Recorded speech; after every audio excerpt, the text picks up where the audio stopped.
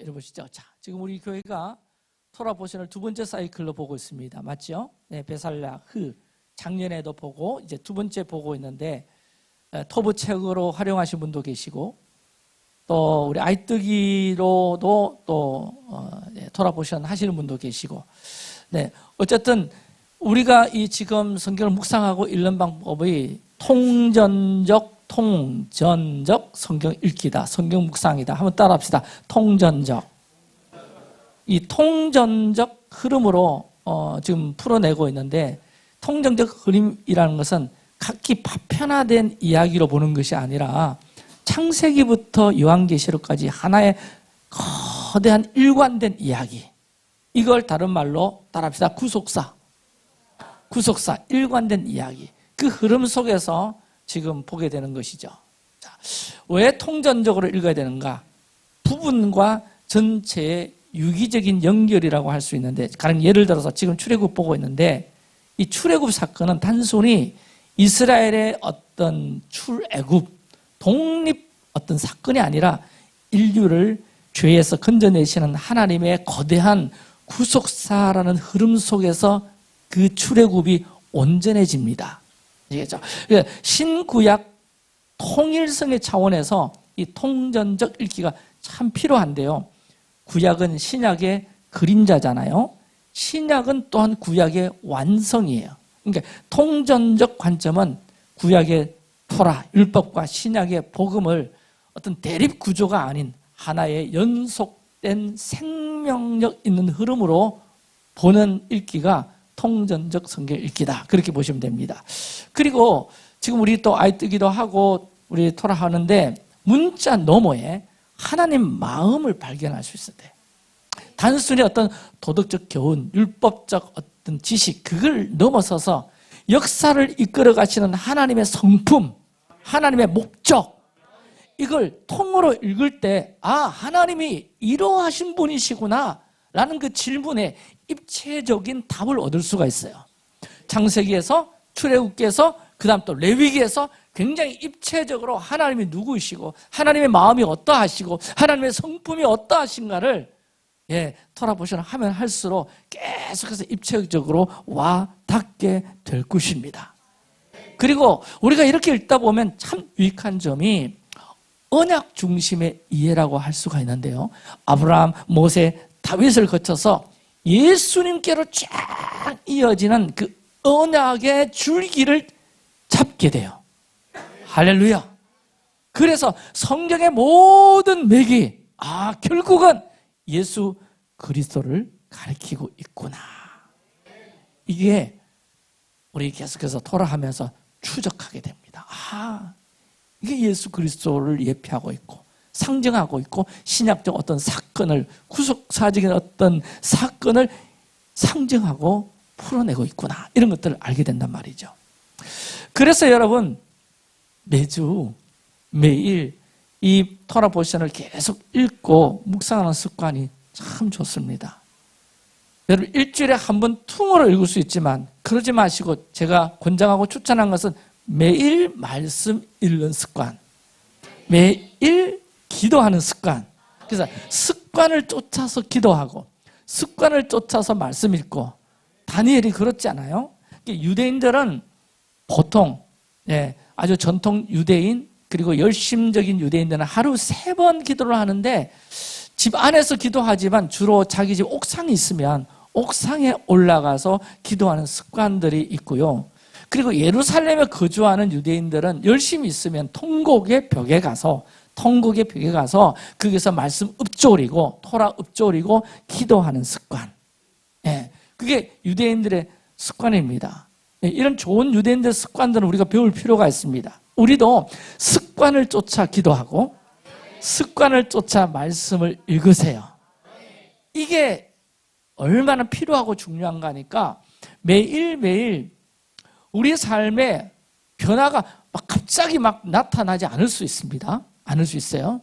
그런데요, 종이 한 장이 쌓이듯이, 제가 이제 토라 포션은 A4 용지 빡빡하게 한 장 분량이거든요. 그 하루 한 장이 쌓이면 한 장은 별 힘이 없을 수 있어. 한 장은 쭉 찢어져. 2장도 쭉 찢어져. 그런데요, 이게 쌓이다가 100장 정도 된다. 200장 정도 된다. 우리 지금 2번째 토라 사이클로 갔으니까 한 400장 정도. 이거 찢을 수 있습니까? 절대 못 찢습니다. 절대 못 찢어요. 안 찢어지는 겁니다. 여러분, 이게 무서운 거예요. 그래서 여러분, 습관을 쫓아서 기도하고 습관을 쫓아 말씀을 읽다 보면 여러분의 영이 자라나 있을 겁니다. 할렐루야. 반드시 제가 장담합니다. 예, 말씀과 기도로 우리의 영은 자라나게 되어 있습니다. 그래서 그렇게 하루하루 하다 보면 내 영이 자라나 있을 것이다. 자, 여러분, 육의 나이는 밥 많이 먹으면 육의 나이는 자랍니다. 근데 영의 나이는 밥 많이 먹는다고 자라는 게 아니에요. 나이가 어리다 할지라도 영적인 양식을 많이 먹는 자는 영이 자라 있습니다. 영이 자라 있어요.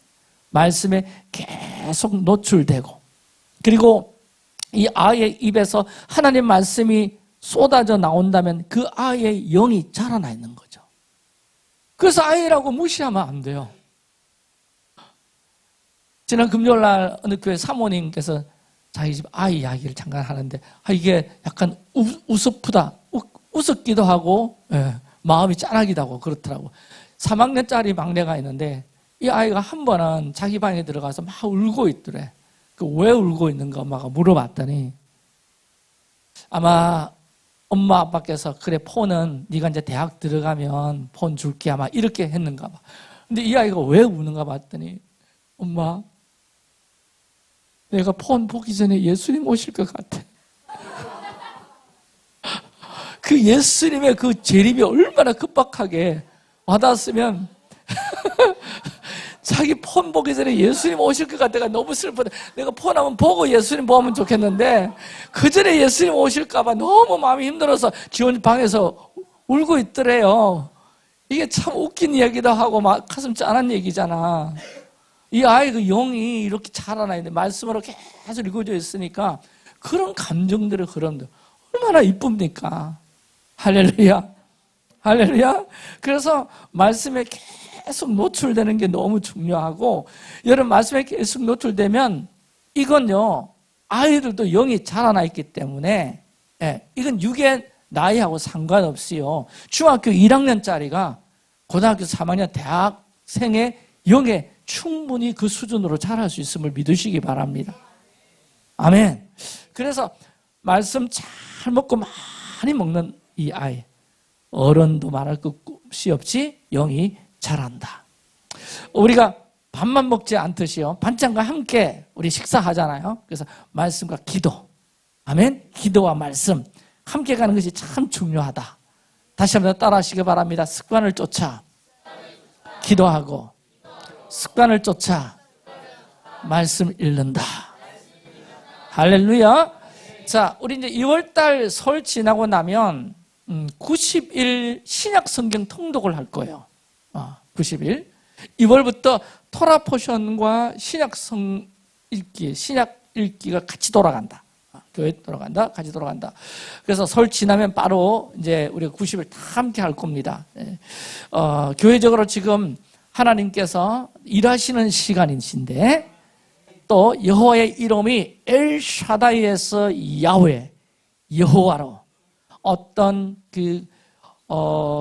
공급하고 조절되는 하나님이셨다면 여호와, 약속을 과감히 성취하시는 하나님, 여러분 삶에 그냥 공급하시고 보호하시는 하나님의 차원을 넘어서 하나님의 일하심, 성취하시고 나타내시고 그 시즌으로 지금 바뀌고 있음을 믿으시기 바랍니다. 이때 토라 읽고 또 신약 읽고 아마 굉장히 급박하게 하나님의 그런 일하심들이 나타나실 거다. 저는 기대가 분명합니다. 자, 하나님이, 여러분의 하나님이 엘샤다의 하나님에서 야훼 하나님으로 바뀌기를 예수님의 이름으로 축복합니다. 축복합니다. 자, 오늘부터 이제 베살라흐를 볼 것인데, 이 의건이 샬라흐, 보내다, 따라합시다. 보내다, 풀어주다. 그러니까 이번 주 대충 이제 잡히잖아요. 바로가 이스라엘을 보냈을 때, 풀어주었을 때, 이런 뜻으로 이번 주 포션이 시작된다. 그래서 13장 17절에 그 말씀이 나오죠. 같이 읽을까요? 시작. 바로가 백성을 보낸 후에, 보내다. 메샬라흐. 자, 이스라엘 백성이 6월절 이후에 이제 애굽 탈출을 위해서 출발을 해요. 그러나 하나님 편에서 보니까 이건 단순한 광야로의 출발이 아니라 훈련장으로 입소하는 거였더라. 훈련장. 자, 보세요. 하나님이 우리를 구원하셨어요. 하나님이 일하심. 맞죠? 사단이 이제 놓아준 거예요. 놓아줄 수밖에 없죠. 자, 여러분의 어떤 모든 영역에 문이 열렸어요. 사단이 놓았어요. 6월절이 지났고요.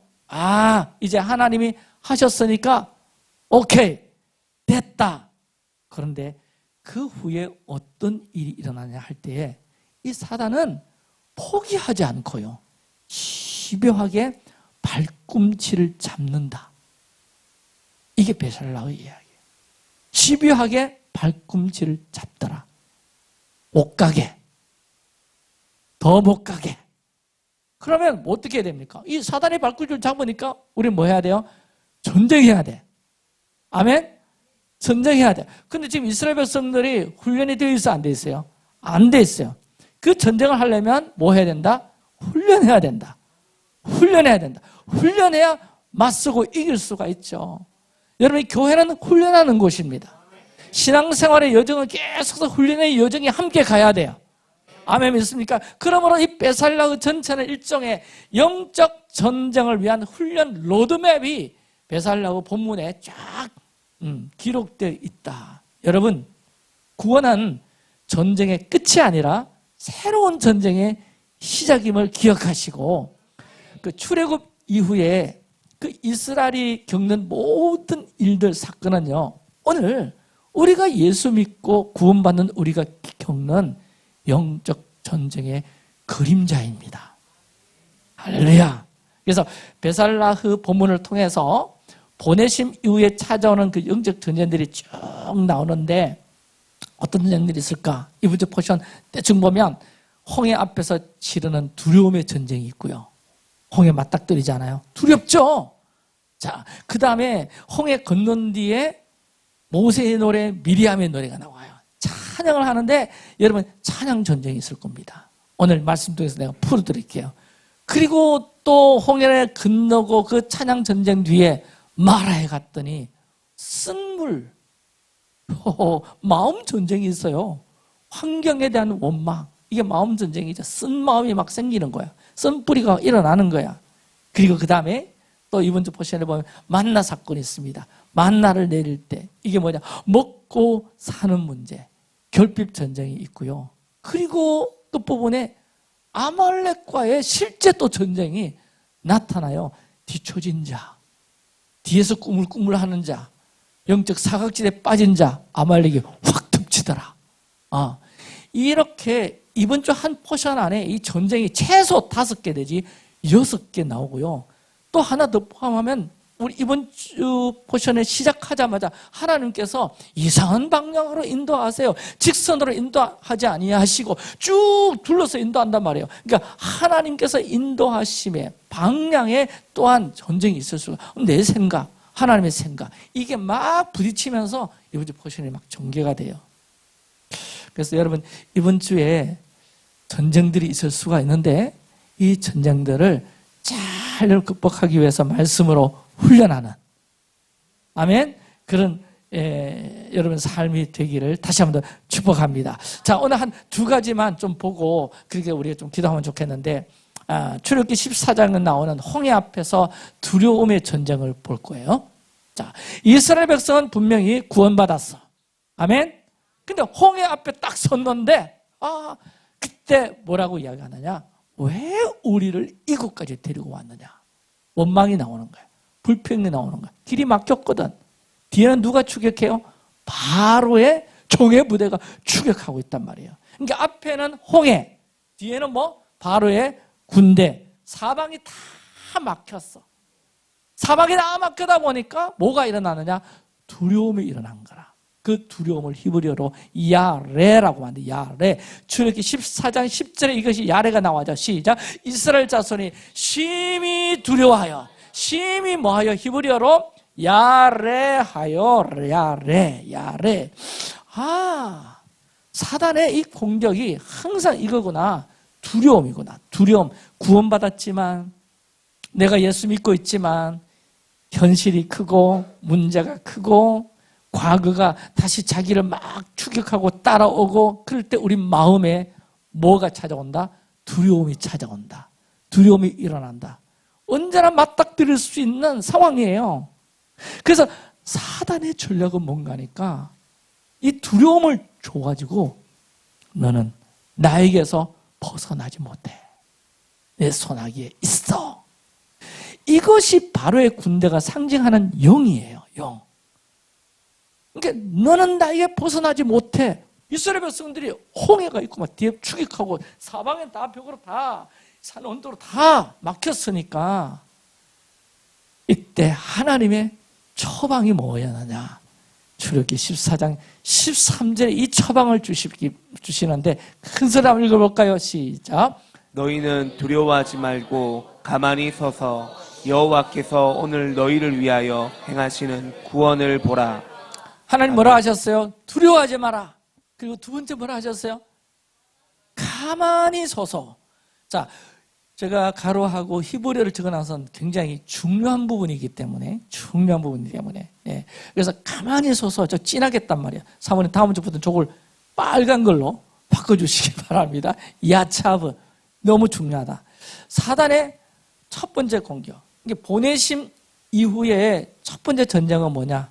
믿음이냐? 두려움이냐? 자, 두려움의 소리에 반응할 것이냐?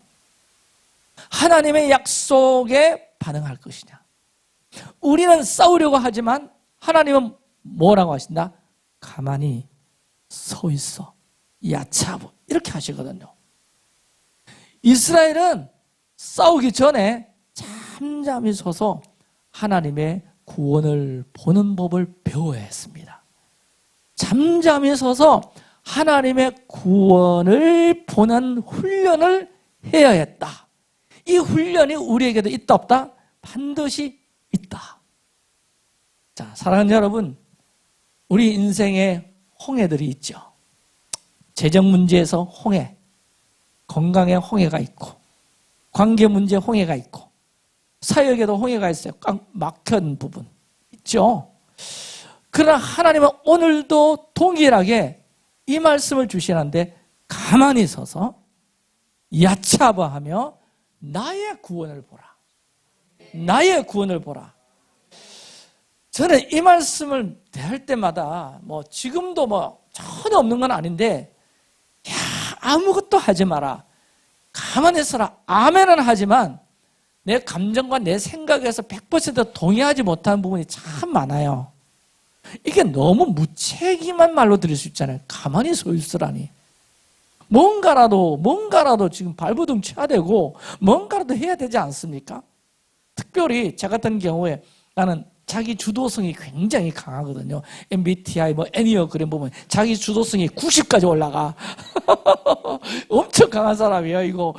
그러니까 또 열정, 이게 또 내 안에 또 이게 나의 어떤 속성 중에 아주 중요한 속성이고, 자기 주도성이 강하고 열정이 강하면 강할수록, 그런데다가 또 성격이 또 뭐냐, 네.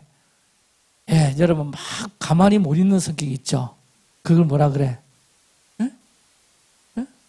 막 뭐라도 빨리 해야 되는 성격. 네, 그런 성격이 있어. 좌우지간에. 네, 그런 사람일수록 이 말씀이 진짜 어려운 거야, 이거. 참 어렵다고. 자, 당시 이스라엘 백성 앞에는 홍해가 딱 가로막고 있었고요. 뒤에는 당대 최강국 애굽의 병거 부대가 막 추격해 오고 있잖아요. 어떻게 말하면 극도의 패닉 상태에 빠질 수 있는, 공포 상태에 빠질 수 있는 상황에서 이거 마음 진정시키면서 자리를 지키는 것은 엄청난 내면의 통제력이 진짜 필요할 때이고, 여러분 가만히 서 있는 것은 아무것도 안 하는 상태가 아니라 두려움을 이겨내는 가장 치열한 어떤 정신적인 활동이라고 저는 생각하는데, 성경의 논리, 하나님의 의도를 알게 되면요, 가만히 서서 보라는 말씀 뒤에 숨겨진 영적 진리는 이게 주권의 전환이더라. 따라합시다. 주권의 전환. 주권의 전환. 이게 무슨 말인가 하니까, 내 전쟁인가? 하나님의 전쟁인가? 하나님의 전쟁인가? 내 전쟁인가? 자, 여러분, 성경에서 말하는 논리, 참 중요한 것이 뭔가 하니까 주어가 너무너무 중요합니다. 여러분, 성경을 보면 볼수록, 토라를 하면 할수록 주어가 바뀌어져야 돼. 아멘? 세상의 논리는 뭔가 하니까 내가 싸워 승리를 얻어내는 것, 내가 싸워 결과를 얻어내는 것, 이게 세상 논리야. 근데 성경의 논리는 하나님이 싸우시고 나는 그 승리에 참여한다. 하나님이 전쟁하시고 나는 그 승리에 함께한다. 이게 성경의 논리라고요. 그러니까 이 논리가 부딪히는 거죠. 홍해 앞에서. 자, 출애굽기 14장의 상황은 인간의 전략이나 힘이 아예 통하지 않는 막다른 골목이잖아요. 이때 가만히 있어라. 이건 무기력하게 있으라는 뜻이 아니라 이 싸움의 주도권을 누구에게? 하나님께 양도해라. 아주 고도의 영적 진리예요. 고도의 영적 진리. 그러므로 내가 힘을 빼야 하나님이 일하실 공간이 생긴다. 자, 여러분, 우리가 살다 보면 이런 부분이 굉장히 많습니다. 내가 하려고 그래. 물론 내가 하는 거 자기 주도성 필요합니다. 좋아요. 하지만 여러분, 어떨 때는 내가 힘을 뺄 줄 알아야 돼. 그러면 공간이 생기는데 그것이 하나님이 일하시는 공간이거든. 히브리어 아까 야차보 있죠. 가만히 서서, 이게 굉장한 강한 의미를 가진 단어더라고요. 군인이 무장하고, 완전 무장하고 딱 서가지고 사수하면서 당당히 서 있는 모습이 야차보거든요. 혹시 이스라엘 성지순례 가면 예전에는 이집트로 갔다가 이스라엘로 들어가는 그게 주 성지순례 루트입니다. 두 나라 경비병들을 만나게 돼요. 이집트 경비병들, 이스라엘 딱 국경에 또 수비대들 만났는데 완전히 천지 차이입니다. 이집트 아이들 비리비리 총들은 이 자세도 비리비리. 사람 오는 거 궁경하는 것 같아. 근데요, 이집트 국경 탑 하나 딱 국경 차 되면 운전자들도 긴장합니다. 이스라엘은 여성들도 군에 징집이 되잖아요. 딱 서 있는데 얼마나 근엄하든지 살벌하든지 눈빛이 다릅니다. 아주 살벌합니다. 딱 서가지고 이 헌병대들 딱 서 있는 모습도 있잖아. 이게 뭐냐? 야차보입니다. 야차보. 당당히 사수하고 자기 위치, 두려움 때문에 도망치거나 주저주저하고 빌빌하지 하는 것이 아니라 두려움이 올 때 믿음의 자리를 딱 굳게 지키고 서 있는 상태. 이거는 뭐냐? 하나님을 전적으로 신뢰함으로 얻어지는 용기거든요. 믿음이거든요. 이 상태를 유지하라는, 이 상태를 하나님께서. 저는 이 논리를 실제 이제 제가 나이가 들어가면서 내 삶에 점점 적용하고 있는 게 뭐냐 하니까, 감정적 정지라고 하는데 영어로 풀면 stop the panic, stop the panic이라고 해요. 제 스스로 이제 이런 논리들을 좀 정리하는데, 딱 문제 앞에 딱 서면 먼저 찾아오는 게 불안과 조급함이잖아요. 아무리 자기 주도성이 강한 사람이라도 그 문제 앞에 딱 서면 굉장히 불안해지고 조급해지고, 그러면 나타나는 결과가 말을 실수하거나 무리수를 두거나 관계를 망치는 악수를 둡니다. 그래서 제 삶에 3초의 법칙, 하루의 유예라는 게 있어요. 뭐 딱 일어났을 때 하나, 둘, 셋 지나고 난 다음에 말을 한다거나, 그 다음에 무슨 문제가 딱 생겼을 때, 지금 당장 쫓아가고, 지금 당장 전하지 말고, 하루 기다렸다가, 하루의 유예. 이런 걸 이제 적용을 많이 하거든요. 큰일 났다. 그 생각 대신에, 지금 내가 움직일 때가 아니다. 상황을 좀 지켜보자. 그렇게 스스로에게 자꾸 말해요. 스스로에게 다독하죠. 그러면서 이 감정의 소용돌이가 멈출 수 있도록 3초의 유예 참 좋습니다. 하나, 둘, 셋 하면 확 무너질 때가 참 많고요. 하루의 유예, 하루 지나면 완전히 딴판이 되어 있는 경우가 너무너무 많습니다. 그거 여러분도 한번 적용해 보시기를 바라고요. 이것이 성경이 말하는 능동적인 멈춤이다라고 나에게 적용해요. 가만히 서서. 그러면 가만히 서서 우리가 해야 할 일은 어떤 문제를 묵상하는 것이 아니라 그때 하나님이 이 상황을 어떻게 보고 계신가 묻는 것이 참 중요합니다. 근데 어떻게 해결하지? How, 영어로 How, 어떻게 해결하지 해서 하나님이 여기서 무엇을 가르치고 계신가? 무엇을 말씀하고 계신가? What? 뭐지? 이 질문을 바꿔보는 겁니다. 그러니까 기억할 핵심은 나의 가만히 있으면 하나님의 일하심을 위한 자리를 비워드리는 건데 제가 다시 강조하지만 내가 100을 다 채우고 있으면 하나님이 들어오실 공간도 없지만 내가 스탑! 멈추면 하나님이 그 100을 채우신다. 아멘. 이런 것들 꼭 체험하시길 바랍니다. 자, 좀 더 실질적인 얘기. 자, 저 같은 이제 목회자의 경우에 가장 마음이 무너지고 조급해지는 상황. 목회자에게 있어서 홍해는 뭘까? 여러분 답해 보세요. 목회자에게 있어서 홍해는 뭘까? 가만히 서서 구원을 보라는 말씀 가장 적용하기 힘든 순간이 어느 때인가 하니까 교인이 빠져나갈 때. 여러분 동의가 안 되죠? 담임 목사가 돼봐야 알아. 부교육자들도 몰라. 교인 빠져나갈 때. 이거 패닉 상태. 굉장한 가만히 서서 구원을 보라. 굉장히 적용하기 힘든 때입니다. 당장이라도 전화를 돌리고 이유를 막 캐묻고 왜 가는데요? 왜 그런데요? 예전에는요. 예전엔 나도 막 성기 급하니까 교회 안 온다 그러면 제 차 몰고 우리 사람 태워가지고 막 밤에 막 집에 찾아가고 막. 나 요즘은 그렇게 절대 안 합니다. 절대 안 합니다. 예전에 그랬거든요. 그렇게라도 수단과 방법을 가동해서 붙잡고 싶은 것이 인지상정이죠. 근데 이 홍해 같은 상황에서 그럼 어떻게 능동적인 멈춤, 서서를 적용할 수 있을까? 자, 여러분 한 가지 아셔야 될 게 교인이 떠나면 사역자는요, 거절감, 패배감, 절망감에 휩싸이게 됩니다. 그렇구나. 알았다. 목사님 괴롭혀야지. 이런 마음 가지면 안 되고 사단에 들어온 거고 부교육자는 모른다 그랬어요. 부교육자 절대 모릅니다.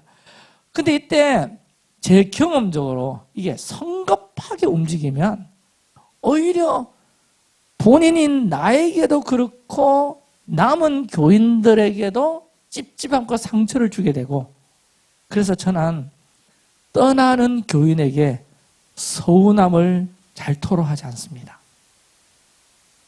남은 이들에게 또 떠난 이들의 막 부정적인 언급을 막 가급적이면 하지 않아요.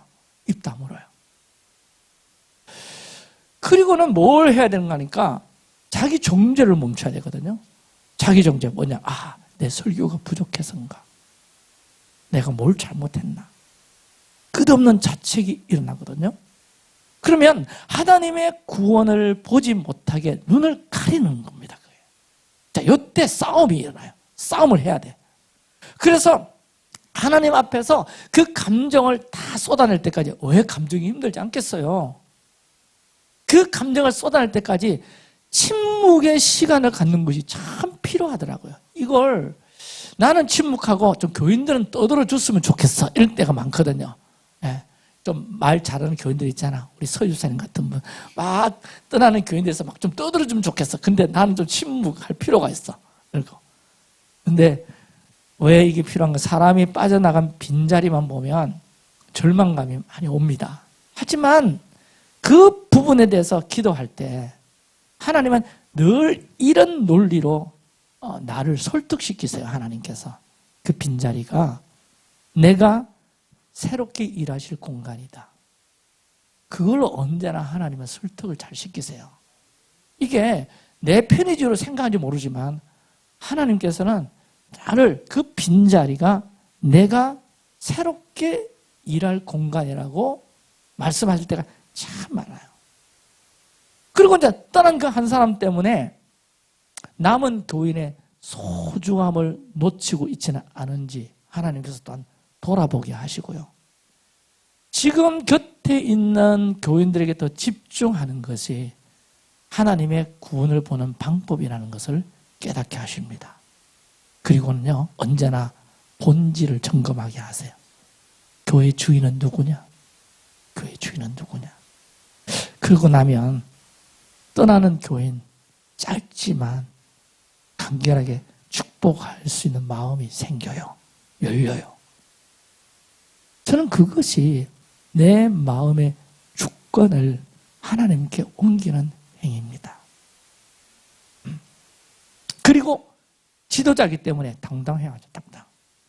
사람이 빠져나가는 것은 매우 가슴 아픈 일이지만 한편으로는 이걸 아프다, 안 됐다, 힘들다 이렇게 만들어갈 것이 아니라 사역의 체질을 개선하는 기회로 삼고 본질에 더 집중해야지. 말씀과 기도와 교제에 더 집중하는 쪽으로 그 에너지를 전환해 가는 거죠. 전환해 가는. 이게 목회더라고요. 근데 이게 나중에 딱 결산해 보니까 절대 마이너스가 안 됐어요. 제 경우에. 하나님께서 반드시 그 빈자리를 채우시는데 제 목회 경험상 한 사람 빠져나가면 하나님께서는 반드시 10명 이상은 채워주셨어요. 아멘. 예. 확인해 보시라니까요. 그러니까 하나님께서 주권을 이양하라. 그 한 사건 가지고도 하나님께서는 여러 방면으로 이 말씀을 적용해 갈 수 있도록 아이디어를 주셔요. 여러분도 저처럼 삶을 살아가면서 가만히 있지 못하게 만드는 조급한 일이 무엇입니까? 잘 점검해 보시고 적용할 때 기억해야 될 핵심은 제가 뭐라 그랬죠? 가만히 있으면 하나님의 일하심을 위한 자리를 비워드리는 것이다. 이건 주권 전환이다. 아멘. 멈춤의 영성에서 참 중요합니다. 그래서 이 멈춤의 영성을 잘 훈련할 때 주권 이양이 계속됩니다. 내가 다 하려고 그러고 내가 폭발해야 되고 내가 할 말 해야 되고 내 감정 쏟아내야 되고 그래야 속이 선한 사람도 있죠. 선합니다. 내 속이 시원할 수, 속 시원한 게 그 승리한 겁니까? 절대 아니더라고요. 그때 하나님께로 주권 이양. 왜 가만히 있으라고 하는지. 그냥 이게 무기력한 게 아니고 할렐루야. 하나님이 일하실 공간을 열어드리면서 내 자신을 돌아보게 하되 부정적으로 돌아보지 않게 하시고 그 감정의 부정적 에너지를 다른 데로 쏟게 하시고 할렐루야. 본질을 더 추구하게 하시고 이름으로 해서 목회가 되고 교회가 되어가도록 하나님께서 일하시는 것을 너무 많이 경험했습니다. 여러분도 멈춤의 영성이 참 필요합니다. 아멘. 가만히 있어서 하나님이 하시는 구원을 보라. 이 말씀 한번 잘 적용해 보시기를 부탁드리고요. 그 다음에 출애굽기 15장 넘어가면 이스라엘이 홍해 앞에 섰을 때 보세요. 뒤에는 바로의 철병거가 쫓아오고 앞에는 시퍼런 바다가 가로막고 있는데 그때 백성들의 입에서 뭐가 터져 나왔느냐 하니까 애굽에 매장지가 없어가지고 우리를 여기로 이끌어냈느냐고 막 원망과 탄식이 막 나올 때 사단이 우리에게 사용하는 가장 강력한 압박은 환경의 원망을 통해서, 환경의 어떤 압박을 통해서 뭘 지식시키느냐? 하나님 찬양하는 것을 지식시키는 거예요. 이게 사탄의 전략이더라고. 여러분, 원망은 우리 영혼의 산소를 차단시켜요. 사단은 우리가 홍해를 보면서 아이고 이제 죽었다, 이제 나 죽었다, 이렇게 말하게 만드는 거거든요. 하지만 믿음의 사람 모세는 선포했습니다. 너희는 가만히 서서 여호와께서 행하시는 구원을 보라. 자, 전쟁은 여기서 시작되는데 상황을 보면서 탄식할 거냐, 아니면 일하실 하나님을 기대하면서 찬양의 자리를 지킬 거냐, 이게 전쟁의 시작입니다. 오늘 여러분의 입술을 원망에 내어주지 않기를 축복하고요. 찬양은 상황이 바뀌어서 부르는 노래가 아닙니다. 상황을 바꾸실 하나님을 신뢰하기 때문에 먼저 터져 나오는 노래가 찬양이에요. 할렐루야. 자, 드디어 이제 이스라엘이 바다를 딱 건넜어요. 15장 1절에 보니까 와, 같이 읽읍시다. 시작. 이 노래로 여호와께 노래하니 일렀으되 내가 여호와를 찬송하리니 그는 높고 영화로우시며 말과 그 탄자를 바다에 던지셨습니다. 저기에 제가 진하게 표현한 게 뭡니까? 노래하니 시라, 시라. 이 노래는 히브리어로 시라, 시라. 여러분, 이집트 왕자 애니메이션 너무 명작인데 거기 보면 시라 시라 시라 따라라라라라 뒤라바바 이런 거 나오거든. 근데 시라 시라 시라, 와, 그 장면이 있습니다. 이게 뭐예요? 이스라엘에서 노래한다, 노래한다, 노래한다. 와, 여러분, 근데 이 시라가 단순히 노래하는 멜로디가 아니라 승리자가 보좌에 앉아 자신의 통치권을 선포할 때 부르는 노래가 시라. 이스라엘이 홍해가에서요 시라 시라 시라 불렀다는 것은 이제 더 이상 바로가 나의 왕이 아니라 여호와가 나의 진정한 왕이심을 시라 시라 시라 온 우주에 선포하는 행위, 이게 노래더라, 이게 찬양이더라. 자, 여러분, 이 시라는 홍해가 갈라지는 압도적인 하나님의 현현을 목도한 영혼이 영적인 비명이죠. 영적인 환희죠. 하나님의 하신 일을 보고 막 그 영적 비명이 나오는 거예요. 이 중세 유대 주석가에 따르면 시라는 하나님이 지금 이곳을 다스리고 계신다, 왕권 수립 선포라고 주석을 달았어요. 유대 주석가들은. 그러니까 사단은 우리가 노래의 가사를 나의 슬픔에서 하나님의 통치로 바꾸는 것을 굉장히 싫어합니다. 특히 성도가 고난 중에 시라를 부르는 것을 참 싫어하는데 왜냐 하니까 그 시라가 울려 퍼지는 순간 그 장소의 지배권이 사단에게서 하나님께로 이동하기 때문에, 즉각 이동하기 때문에. 할렐루야. 아멘. 아멘. 그래서 사단이 굉장히 싫어해요. 이 여러분의 상황이 홍해 앞입니까? 아니면 이미 건넜습니까? 승리의 확신을 가지고 시라를 부르세요. 이걸 삶에 적용해보면 따라합시다. 싸우는 중이 아니라, 더 크게, 싸우는 중이 아니라 끝난 전쟁이다. 끝난 전쟁이다. 그래서 여러분, 이 시라는 앞으로 싸워달라고 하는 기도가 아니고 이미 여호와께서 싸우셨고 끝내셨다. 자, 우리 예배에 적용해보면 또 따라하세요. 예배는, 더 크게, 예배는 요청이 아니라 선포다. 그러니까 이렇게 해주세요, 이렇게 해주세요 라기보다 선포다. 선포다. 왜 그러냐? 출애굽기 15장에 보면 주여 도와주세요, 주여 역사해 주세요가 없어요. 주여 일해 주세요, 없다. 꼽혀, 땡, 없다. 대신 주께서 하셨다, 주께서 던지셨다, 주께서 다스리신다. 그래서 여러분 우리 예배의 절반 이상이 간구에 머물러 있다면 예배 균형 무너진 겁니다. 간구도 필요합니다. 하지만 반 이상은 선포하는 거야. 하나님의 하신 일, 하나님의 이미 승리를 거두게 하신 것. 그래서 출애굽기 15장은 예배의 중심을 이렇게 세우는데 하나님이 어떤 분이신가를 말하는 시간이 예배다.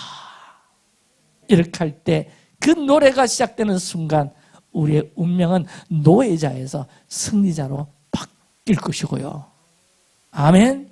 자, 우리 베살랴후 포션에 나오는 모세의 노래, 미리암의 노래는요, 예배, 찬양에 관한 많은 영적 원리와 비밀들이 담겨 있는데요.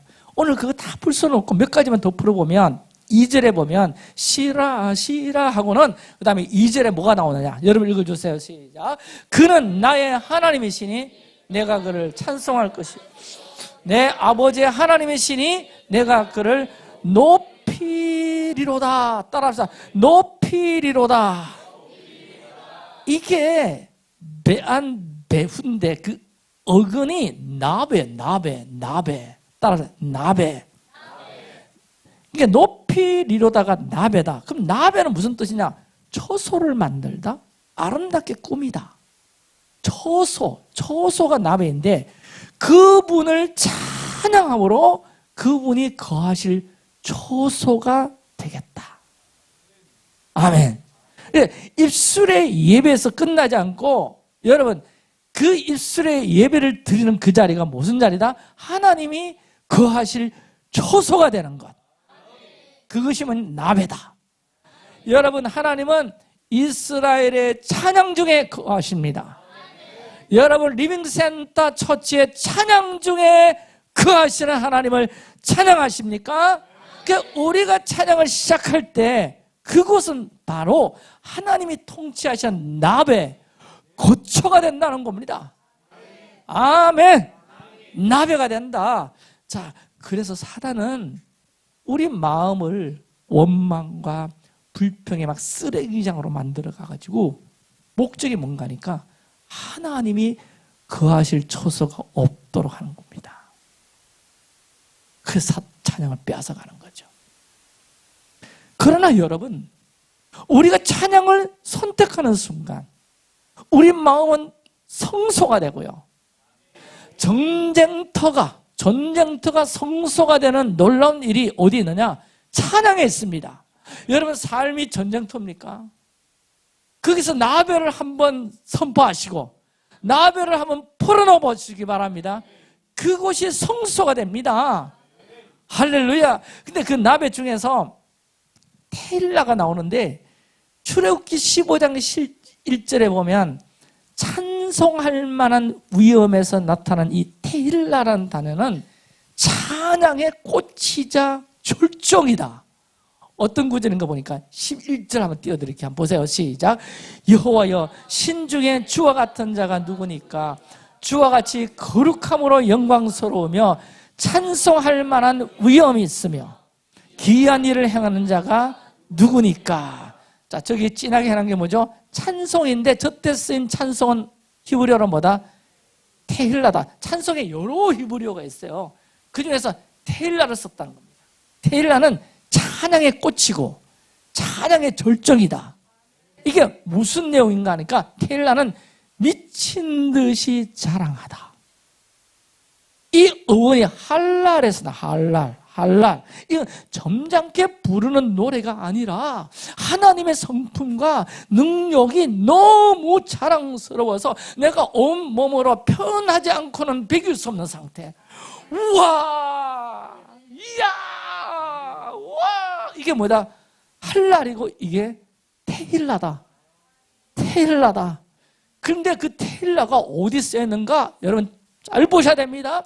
시편 22편 3절에 주께서는 이스라엘의 찬송 중에 어떤 찬송이냐? 테힐라 하는 찬송 중에 좌정하신다. 아멘. 그러므로 우리 찬양이 어떤 찬양이었는가? 성경적으로 답이 나오잖아요. 조용히 찬양할 수 있습니다. 묵상하며 찬양할 수 있습니다. 조용히 앉아서 찬양할 수 있습니다. 그 찬양도 하나님이 받으십니다. 그럼 우리는 여기서 만족하지 못합니다. 하나님께서 좌정하실 수 있도록, 보호자를 펴실 수 있도록, 보호자가 될 수 있도록, 하나님이 강력하게 임재하실 수 있도록 드리는 찬양은 어떤 찬양이다? 할랄이다. 온 몸으로. 아멘. 그래서 테일라는 하나님이 안 주신 보호자를 만드는 작업이고요, 이 테일라가 울려 퍼질 때 하나님의 통치와 임재는 반드시 임합니다. 여러분, 찬양은 예배 순서가 아니에요. 흩어지는 소리가 아닙니다. 여러분의 테일라는 오늘 이 자리에 하나님의 보좌를 설치하는 영적 건축이에요. 아멘. 그래서 사단이 여러분의 찬양을 빼앗으려고 합니다. 여러분의 찬양이 멈추는 순간 하나님의 보좌가 여러분의 삶에서 보이지 않게 되기. 그러니까 사단은 이 짓을 계속합니다. 우리 입에서 찬양을 빼앗아가요. 마음에서 빼앗아가요. 자, 제가 이렇게 선포할게요. 테일라로 보좌가 건축되기를 축복합니다. 할렐루야. 그래서 이 테일라 찬양은 상황이 어떠하든지 하나님은 나의 왕이시다. 왕이시다. 이 선포하는 노래를 시작하세요. 그래서 그 노래가 깊어져서 테일라가 될 때 하나님의 임재가 이 자리를 완전히 덮을 것이고요, 절대 여러분 예배 시간에 절대 기분과 감정에 휘둘리지 마세요. 여러분 엄청난 손해입니다. 하나님께서 내 심령의 보좌를 펴시는 자리고, 이것뿐만 아니라 여러분의 삶에 하나님의 통치가 임하도록 내어드리는 자리가 찬양. 그래서 찬양이 너무 중요하고, 우리가 왜 찬양 훈련을 해야 되고 찬양대가 왜 중요하고 찬양대가 왜 중요하냐, 바로 그 역할에서 센터에 있기 때문에 아무나 세울 수가 없다. 아무나. 감정과 기분에 쉽게 흔들리는 자, 예배자로서 부족한 자입니다. 야차하면서 할렐루야, 할랄 준비하고. 아멘. 그래서 이 테일라는 또 보니까 종종 성령 안에서 드리는 새 노래와 연결되더라. 야, 우리 기도의 집 하다 보니까 새 노래 자주 풀어내잖아요. 이게 짧게라도 나만의 멜로디와 가사를 고백해 보세요. 그럼 테일라는 하나님이 누구신지와 그분이 행하신 일을 높이는 거거든요. 우리 찬양 가사에도 새 길을 만드시는 분, 큰 기적을 행하시는 분, 노래할 때 있잖아. 맞죠? 입술로 강하게 선포, 또 선포. 그러면서 예배에 몰입해 보세요. 무엇보다 찬송 중에 거하시는 하나님을 신뢰하면서 찬양하는 그 순간이 하나님을 만나는 보좌 앞이라는 사실을 반드시 기억하고, 아하, 찬양하는 순간에 하나님의 보좌가 임한다. 보좌 앞에 서는 것이다. 그래서 몸과 마음을 다해 반응하는 태도가 참 중요하다. 성경에서 여러분 이 테일라는 거의 항상, 오늘 우리 예배 들어오기 전에도 제가 강조했습니다. 소리와 연결되어 있어요. 소리. 여러분 너무 기쁜데 입 다물으라고 그러면 이거 미칠 짓이죠. 너무 기쁜데 입 다물어 안 되죠. 입을 다물 수가 없는 거야. 그러니까 테일라는 항상 거의, 제가 강조합니다. 성경에 나오는 테일라는 항상 거의 소리와 함께합니다. 여러분 기도에 힘이 없을 때도 있죠. 나 기도 너무 힘 빠져. 한 문장이라도 소리 내보세요. 한 구절 말씀이라도 소리 내보세요. 한 단어라도 소리 내보세요. 할렐루야! 주님은 왕이십니다. 할렐루야! 한 문장이라도 내보시라. 영적 공기가 달라집니다. 분위기가 달라집니다. 따라하시기 바랍니다. 입이 열리면 영이 깨어납니다. 영이 깨어나는 것은 입이 열릴 때부터입니다. 반드시 기억하세요. 놀라운 영적 원리인 것입니다. 아멘. 여러분의 영이 깨어나기를 축복합니다. 이걸 그냥 우리 예배 시간만 가두기가 너무 아깝잖아요. 우리 삶에서 테일라를 적용하고 살아야 되는데 일상을 성소로 만들기를 축복하고 교회 문을 나서는 순간부터 진짜 테일라의 삶이 긍정받는 시간이잖아요. 근데 여러분 아침에 눈 떴을 때 아이고 오늘도 상황이 어렵고 문제가 막 직면돼 있고 그럴 때도 여전히 여러분 소리를 바라든 안 바라든 상관없이 하나님은 여전히 선하십니다. 아멘.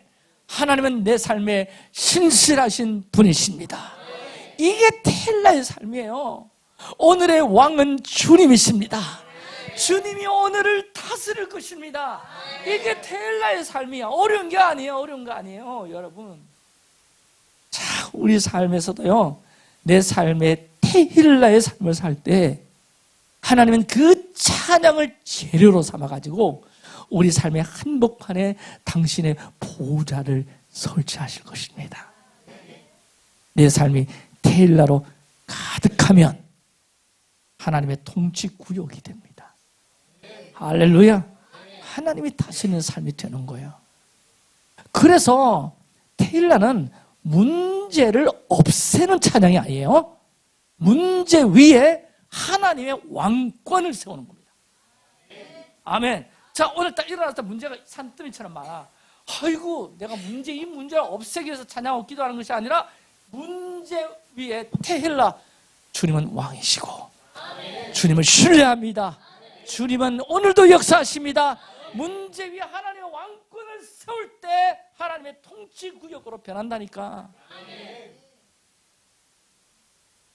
여러분, 우리가 살아가면서 영적으로 눌릴 때가 많죠. 무기력할 때, 정죄가 올 때. 그렇잖아요. 정죄감이 올 때가 참 많아요. 목사님, 나도 정죄감이 얼마나 많이 오는지 모릅니다. 무기력해질 때 있어요. 멍 때릴 때. 우리 리빙처치 예배 드리고 왔는데도 이런. 그때 제가 반드시 팁을 드릴게요.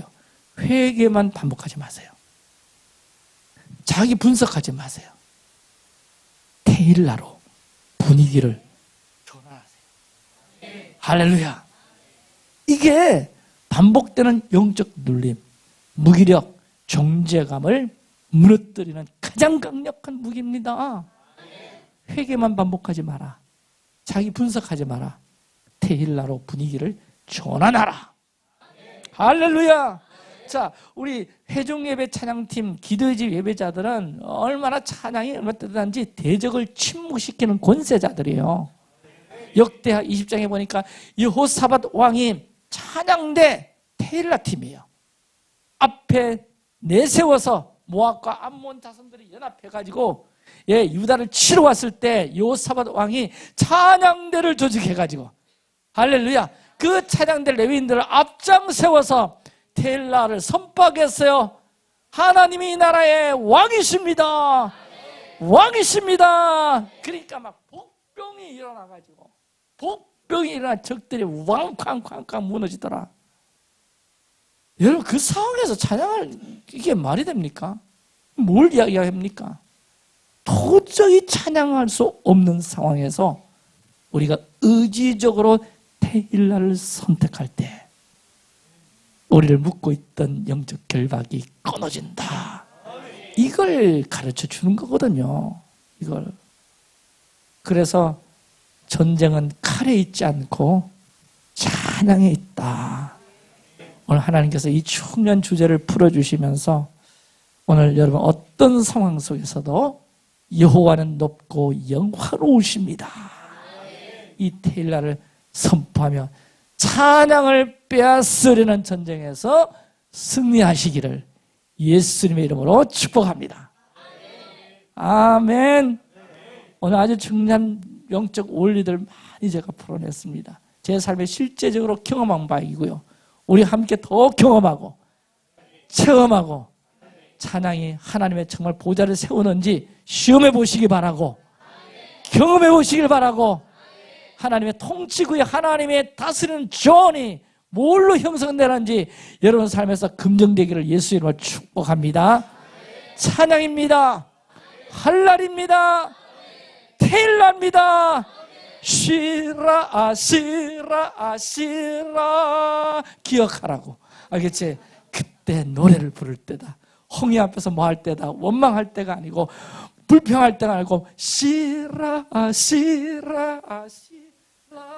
내 혼자 부르니까 진짜 재미없다. 시작. 쉬라 하면 따라라라라라 홍해가 쫙 갈라집니다.